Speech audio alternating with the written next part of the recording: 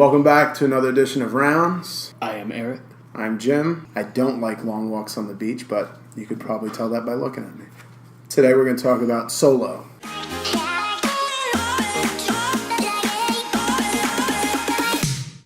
A Star Wars story. Do you have to add that? It's in the title. Well, I mean, we should probably still say it. All right. Ron Howard directed this. Ron Howard, legendary director, Apollo 13, Cinderella Man. Just good. I'll let you start it off. Well, when it first started, I thought that it was shot very similar to the way Rogue One was. I don't know if it was just where we saw it, but it looked really dark. Some parts of it were, yeah. I didn't enjoy that. But it didn't take me out of the movie. It wasn't like BVS.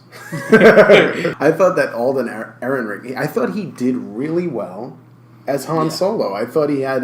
he pulled off the cockiness of Han Solo pretty well. There were a few issues I had with this film. Being that you know the end result of Han Solo, and I'm not talking about The Force Awakens, I mean that he's going to be okay. Yeah. It kind of takes out the suspense of, is he going to make this? Yes. Is he going to make this? Is Chewie going to make this? I really actually enjoyed the whole film. My sister didn't like how he got the name Solo. I kind of like that little tidbit that he got it from, like, the Imperials. So as far as the other characters, I thought L3 was great. They're kind of a different sort of robot. I thought Donald Glover did great as Lando. Is it just me, or was he putting on, like, an Billy accent? D. Williams' Yes, voice? he was. Exactly was. And it was, like, really close, because it sounded just like Lando. I know people talked about him like he was the show stealer, but I don't know that he necessarily did that. Woody Harrelson was Woody Harrelson. Like he is in every movie, just about.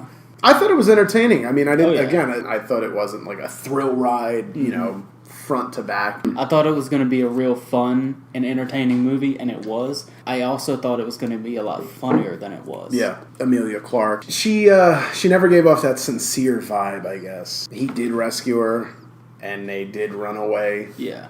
That, I mean, obviously, you know, he doesn't end up with her because... Well, duh, Leia. You could always tell she had an ulterior motive. Yeah.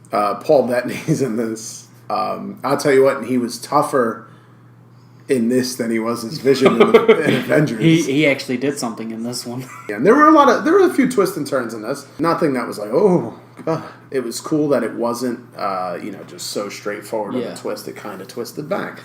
I thought that was good. And Alden Ehrenreich and Woody Harrelson, they have like a standoff at the end. Mm-hmm. You know, Woody Harrelson's getting ready to go into like a kind of like a stalling speech.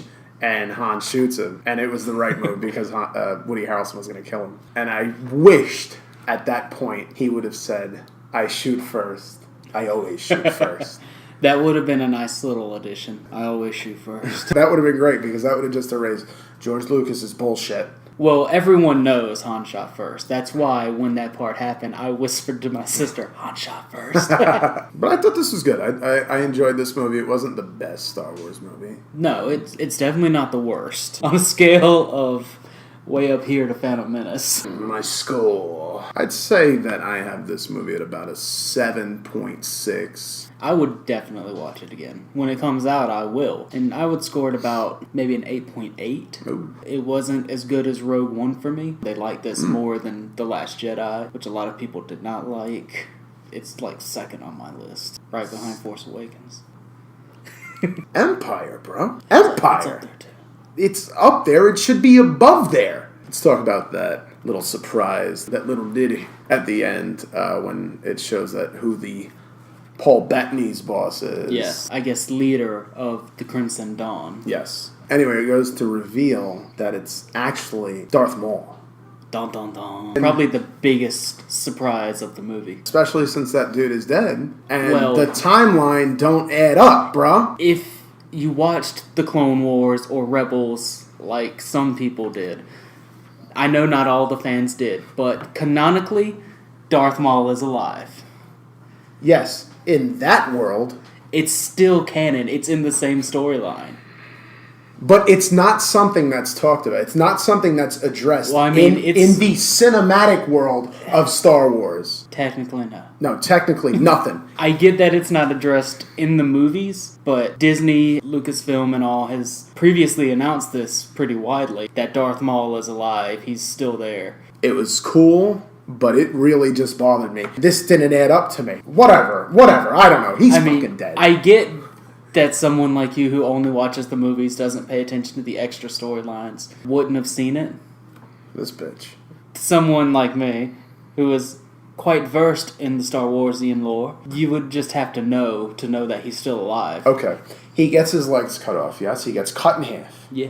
Right?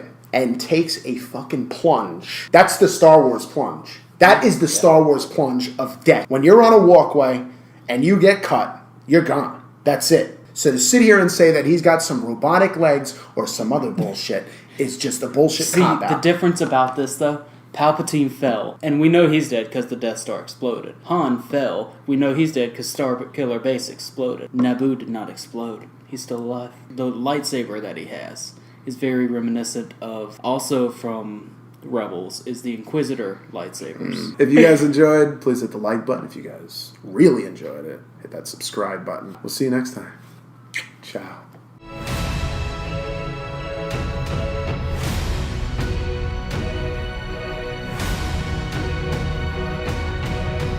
Because of Layla. The new Layla. Layla. She's inside.